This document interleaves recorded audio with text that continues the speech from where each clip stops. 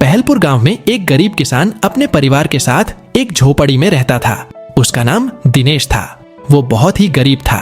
दिन रात गुजर बसर करके वह अपने घर का निवारण किया करता था। उसकी पत्नी मीना दिन रात घर का काम करती और दिनेश के काम में भी उसका हाथ बटाया करती थी। दिनेश और उसकी पत्नी बहुत ही मेहनत करते और जो भी उनकी खेती से अनाज उगता उससे वे अपने और अपने बच्चों का पेट भरा करते थे। एक दिन दिनेश और उसकी पत्नी मीना दोनों बातें कर रहे थे। हम कब तक इस गरीबी में झेंगे? हमने तो अपनी आधी जिंदगी इसी गरीबी में काट ली, लेकिन हमारे बच्चों का क्या होगा? वह किस तरह से पढ़ाई करेंगे? तुम बात तो सही कह रही हो, लेकिन तुम जानती हो हमारे घर के हालात कैसे हैं। अभी तो 2 वक्त की रोटी भी नसीब करना बहुत मुश्किल हो रहा है। तो ऐसे में हम अभी बच्चों की पढ़ाई और भविष्य के बारे में कैसे सोच सकते हैं? दोनों पति पत्नी अपनी परेशानी को लेकर बहुत चिंतित थे। वो दोनों उस रात सो नहीं पाए और पूरी रात बात करते रहे। एक दिन दिनेश जंगल से लकड़ियां ला रहा था और वह बेहद परेशान था। उसकी परेशानी उसके चेहरे पर साफ दिखाई दे रही थी। तभी उसे कुछ दूर चलकर एक बाबा दिखाई दी।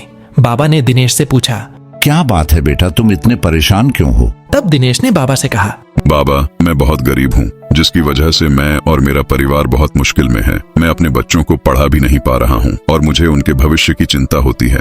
तब बाबा ने कहा, मैं तुम्हारी मदद कर सकता हूँ, लेकिन तुम्हें मेरे बताए अनुसार कार्य करना होगा।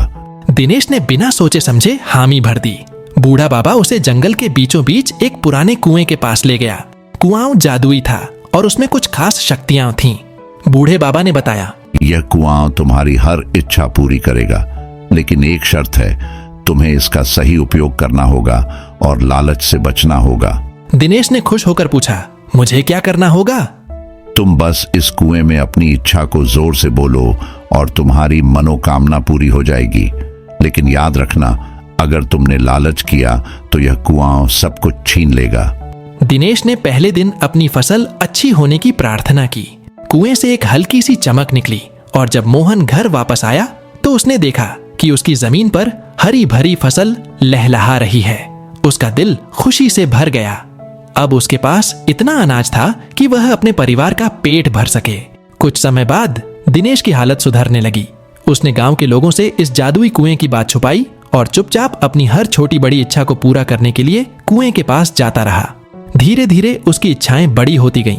उसने सोने चांदी की मांग की, बड़ी हवेली की मांग की और यहाँ तक कि राजा बनने की भी इच्छा की। हर बार कुआं उसकी इच्छा पूरी करता रहा, लेकिन दिनेश का लालच बढ़ता ही गया। उसे अब संतोष नहीं था, वह और अधिक चाहता था।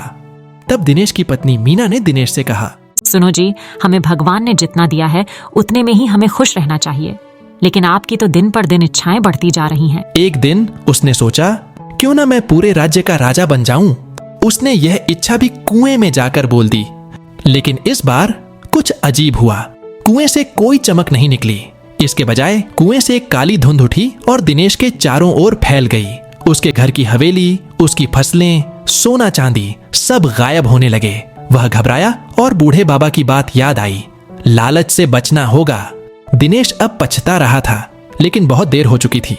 वह दौड़कर बूढ़े बाबा को ढूंढने लगा, पर वह कभी नहीं मिला।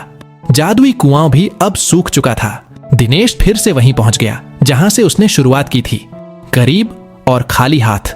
इस घटना के बाद दिनेश ने एक बड़ी सीख ली। उसने समझा कि संतोष सबसे बड़ी दौलत है और लालच इंसान को बर्बादी की ओर ले जाता है। उसने फिर कभी लालच नहीं किया और अपने मेहनत के बल पर खुशहाल जीवन बिताने लगा। गांव के लोग उसकी इस सीख को पीढ़ी दर पीढ़ी याद रखते और बच्चों को इस कहानी के जरिए बताते कि संतोष में ही सुख है। तो आपको कैसी लगी यह कहानी? आप भी अपनी राय दीजिए। वीडियो को लाइक, शेयर और हमारे चैनल चटपटी कहानियां को ऐसी ही मजेदार कहानियों के लिए अभी सब्सक्राइब कीजिए।